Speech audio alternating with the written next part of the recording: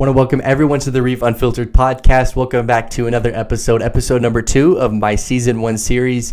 So this week's 14 teams in the NFL playoff, 6 games. There's going to be a lot, 3 on Saturday, 3 on Sunday. It's going to be a really great and wonderful weekend. Let's get into it right off. The Colts will travel to Buffalo and to play Josh Allen. That's going to be a big game tomorrow at 1 o'clock. And in another game, Tennessee will host the Ravens. That's a big one. Lamar Jackson hasn't won a playoff game, so let's see if he'll be able to overcome that adversity. The Browns will go to Pittsburgh. That's going to be a big game on Sunday Night Football, the last game of Super Wildcard Weekend. That's the biggest game in my eyes and the one that I have the most interest in watching. That's just the biggest game in my opinion. Baker Mayfield on his first playoff game and Ben Roethlisberger coming off a bye. Let's see how he does that game. The Rams and Seahawks, that's a toss-up. We'll discuss that one here in just a moment. The Washington football team will host Tom Brady, the GOAT, chasing his 7th Super Bowl title, and Chase Young and that young defense in Washington. And the Bears, the young Bears, Mitchell Trubisky will play in his playoff game at the Superdome against the New Orleans Saints. That's all next on the Reef Unfiltered podcast. All right, so the first conversation of the evening for the Reef Unfiltered podcast. I want to thank everyone for tuning in this morning. Wildcard weekend just a couple hours away, so we're getting kicked off for a really great start so far. So we're going to start with the playoff matchup between the Pittsburgh Steelers and the Cleveland Browns. Now, we have a little bit of a situation here. Kevin Stefanski, head coach for the Cleveland Browns, did a phenomenal job in year 1. He tested positive for COVID-19 on Monday. So, I think it was Monday or Tuesday, either one of those. Well, he's not going to be able to coach this Monday on this Sunday night.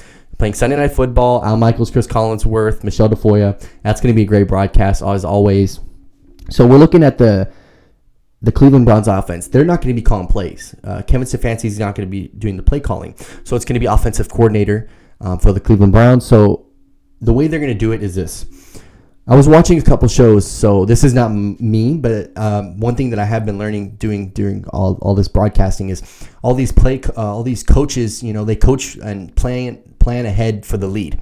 So they'll plan let's just say Sean Payton, Drew Brees as his quarterback. They're going to plan a game plan as if they're ahead a touchdown or 2. So, for example, you're going to game plan the first 20 to 25 plays. You're going to script them, and you're going to have them posted and ready to go. So let's just say first play is a run up the middle for Alvin Kamara. Next one's a play action pass outside to Michael Thomas. So that's what they're going to have to do with this offense. Nick Chubb, Kareem Hunt. It's just going to be a really good week offensively. Hopefully. That's what I'm hoping. I've got Cleveland winning this football game. Now, Ben Roethlisberger coming off of a bye is going to be interesting, but I'll get to that here in a second. Jarvis Landry, Austin Hooper. Obviously, Odell Beckham's out. Jarvis Landry had a great offensive season, almost got 1,000 yards receiving, but didn't quite get there. Austin Hooper around the 500-yard tight end receiving mark. Not too bad, but pretty good average tight end. So it's just going to be interesting to see how the Browns actually script their play calling. I'm pretty sure Kevin Stefanski, is doing the Zoom, staying with his team. They're not allowed to practice this week. It's going to be really interesting how they come out on Sunday. Defensively, their defensive coordinator will be there. They did lose, I believe, a corner and a safety this week due to COVID as well. So there'll maybe a hole or two in the defense, but we'll have to see. That's going to be on Sunday night. So now let's get to the Steelers side. Juju Smith-Schuster took a shot at the Cleveland Browns, saying that the Browns are the Browns and they're always going to be the same old gray Browns. And I'm not going to don't quote me on that, but it's on Twitter. You can go check that out. Ben Roethlisberger coming off of a week where he did not play. Mason Rudolph, they played him in week 17, by the way. Mason Rudolph took the loss. Baker Mayfield, that was if you win, you get in the playoffs. He did his job. He won. It's just he kind of lingered. They kind of lingered around, kind of got too comfortable. You got to stay in the game at that point. So we'll see what happens. But I'm interested to see how Ben Roethlisberger is going to come off of a bye. In the last 6 games, and I'm looking at it on my paper, 86 passer rating on average. Has not hit over 90 a passer rating. And that's something that he really needs to get up and over. If you're going to play a Cleveland Brown defense that's subpar average, is a playoff defense, not a best defense, you got to be able to get over top of your receivers. He hasn't been hitting. Juju Smith-Schuster, they've had a hard time running the football. They need to do that.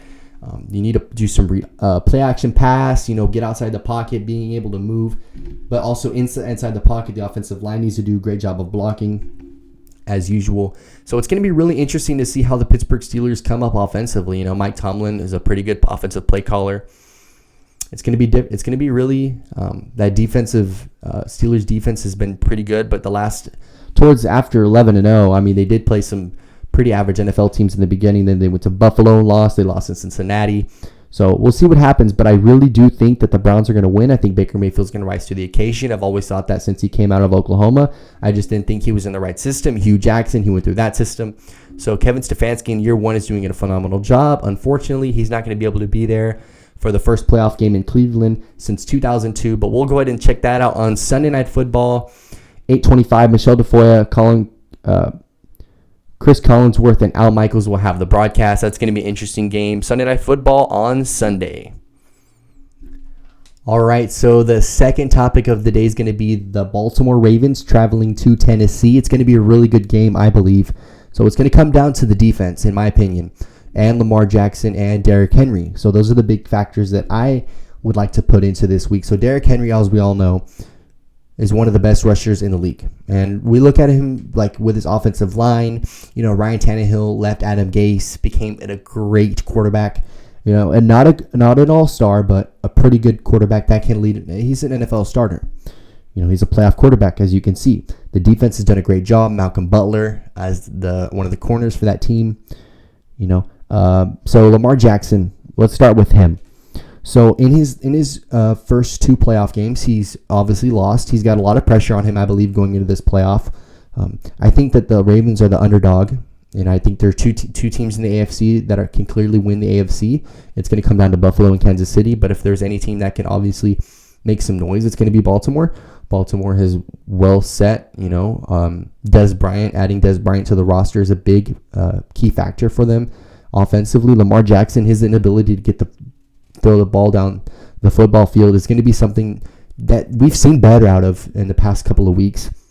Since Lamar Jackson ran to the locker room to go take a crap during the third or fourth quarter of a game on Thursday Night Football, he's done a lot better and kind of took Trace McSorley out for the rest of the season, but that's fine.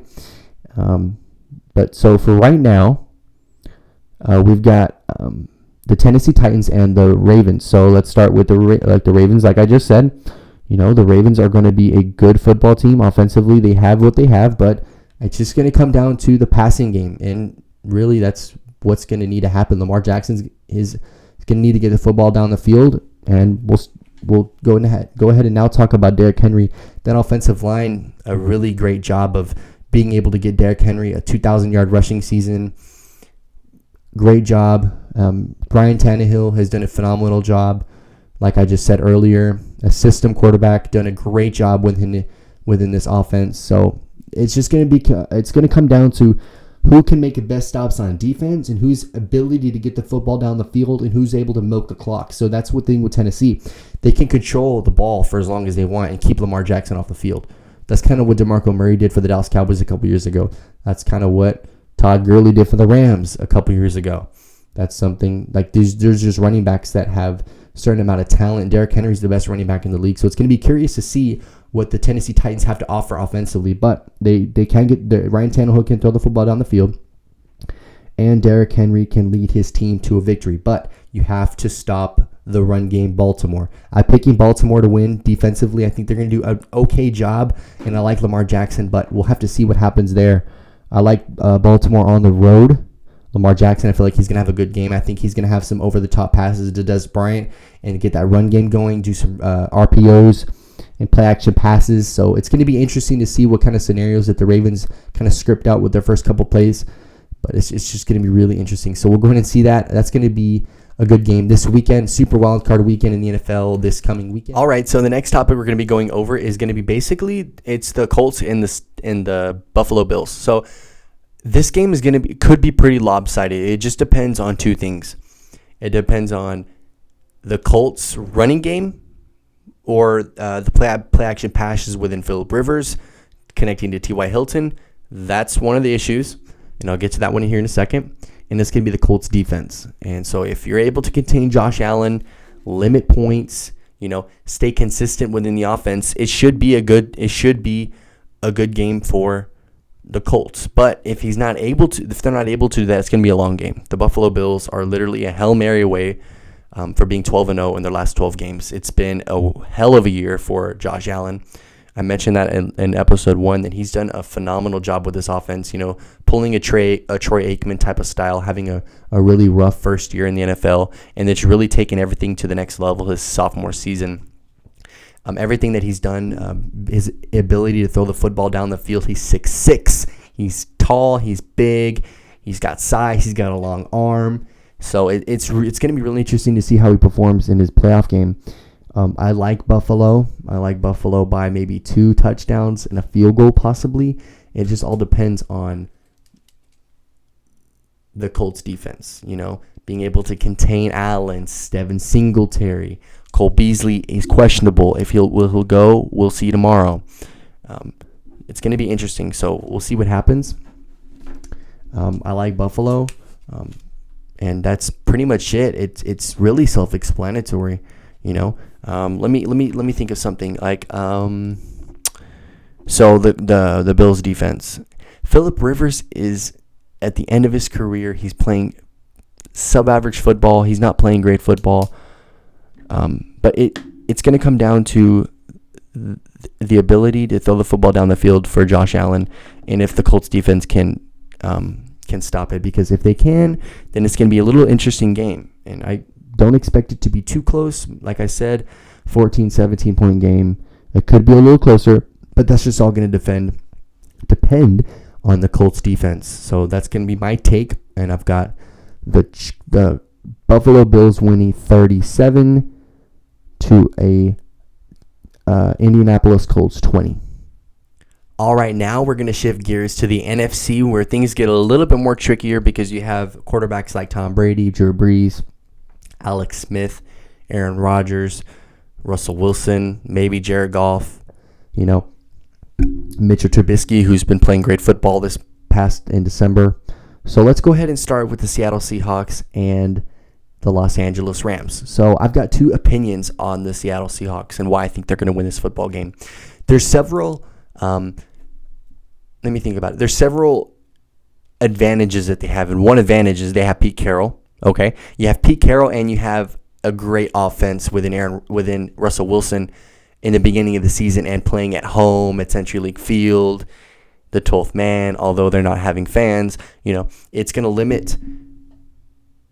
The fans is going to be a little bit of a different ball game for the Rams. Not too much toward effect, but we'll see what happens with that. So let me go ahead and make my first point.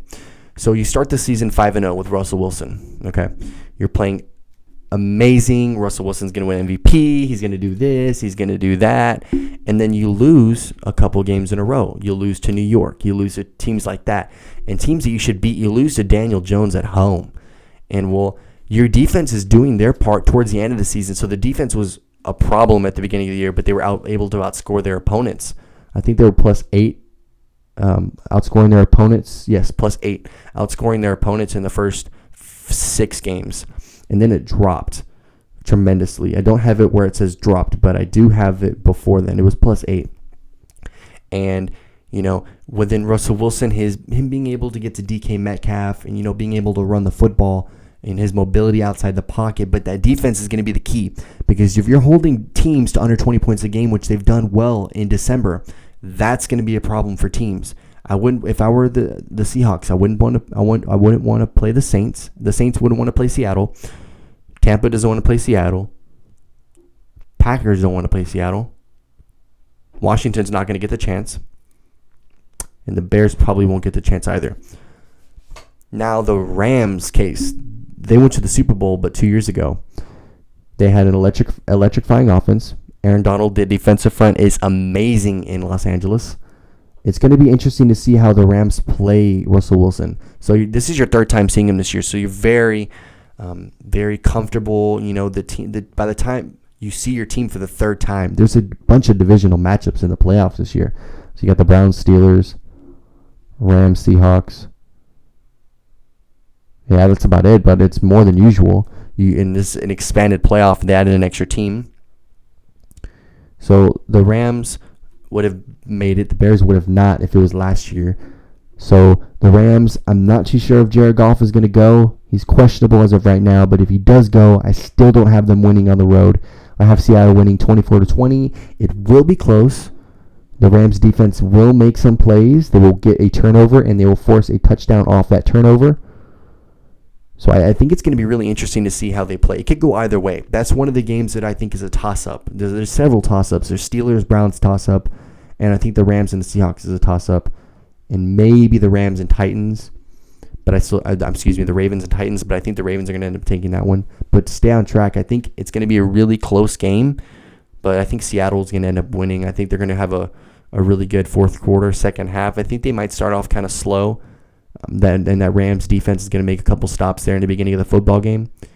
But I think that Pete Carroll and that offense, Sean McVay is not going to be able to make a lot of offensive adjustments because the Seahawks defense is super good with Jamal Adams and Bobby Wagner and all those guys. So it's going to be interesting to see how the Rams make offensive adjustments to that defense. But I don't think it's going to be enough because I think that defense is too good, and I think Russell Wilson's going to have a really good game. Yes, he will struggle and only put up 24 points, but that'll win you an NFL playoff game. So I've got the final score 24-20, and I've got Seattle winning at home to go to the divisional playoff round. 2 more conversations left. It's been a long process of getting this podcast together. It's currently 6:04 in the morning. You'll be seeing this at 10 a.m. And it's been fun. I enjoy doing these podcasts and shows, and it's fun. I worked with a mic cam this time, so it's going to be interesting to see how this does.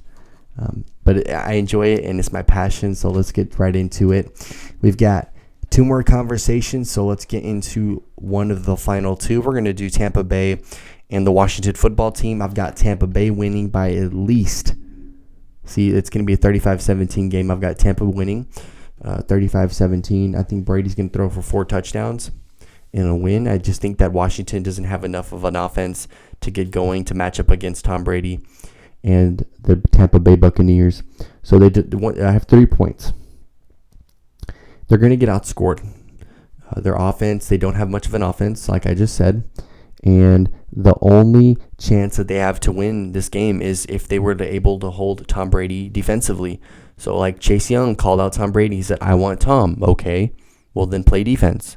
You got to be able to get to the quarterback. You got to be able to rush the passer at an efficient rate. The offensive line for Tampa is pretty solid. Their receiving core is tremendous. The defense is pretty good. So it's going to be interesting to see how Tampa Bay plays. This is Tom Brady's first ever wild card game. He's been in he's been to 10 Super Bowls. He's won 6 of them, and he's going for his 7th ring. So it's going to be exciting to see if Tom Brady can get it done. I've got Tom Brady and the Tampa Bay Buccaneers winning tomorrow with a pretty big win, 35-17. That's my final score, and that's going to be the last game on tonight at 8 o'clock. All right, last conversation. You got Matt Nagy and Mitch Trubisky against Sean Payton and Drew Brees. It's going to be a really difficult game under certain scenarios. So if the Bears are able to contain Drew Brees and try to apply some pressure, I think it could be close. But I just think that the Saints have the best roster in the NFL, and I get that from Colin Cowherd, but it just only makes sense. Like, they had the best roster in the NFL, best defensive players, best offensive players, receiving core. They don't have the best receiving core, that's Tampa Bay. But their ability to spread the offense out, create a lot of, it's like Andy Reid's offense, creating a lot of different looks. Taysom Hill, you could throw Drew Brees out there. I mean, you have Jameis Winston as your 3rd string quarterback, and that's pretty good. Led the league in interceptions, and I think threw 30 touchdowns, 30 interceptions last year, which is a ridiculous stat, which is kind of funny.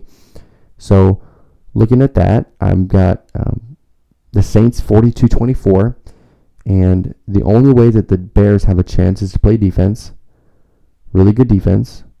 Khalil Mack has got to play phenomenal, contain Drew Brees, force some turnovers, which the Bears can do. Mitchell Trubisky's got to play great. And the thing is we don't know what kind of Trubisky we're getting. And yes, he's been hot as of lately, but are the Bears really going to play well on the road at the Superdome? Now, they could have a chance to win because there's no fans.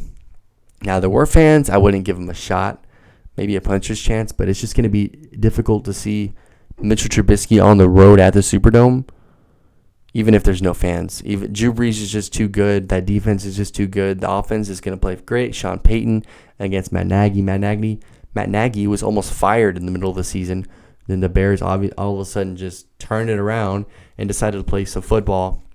It's going to be interesting, but I've got the Saints 42-24. I want to thank everyone for watching my second episode in Season 1. I really appreciate everyone's support, continuous support, always reaching out and leaving nice comments, and continue to support and motivate me through my process of becoming a sports broadcaster. This is something that I love, and I love everyone, and thank you for everyone's support and continue support, and I hope y'all have a great day, and let's watch football. I've got the Bills winning, the Ravens winning, the Browns winning, the Bucks, and the Saints. If there's a team that I could flip from that, it could be the Steelers or Tennessee. But other than that, maybe even the Rams. But other than that, I'm pretty firm on my picks. Y'all have a great Saturday and Sunday and Super Wildcard weekend, and God bless.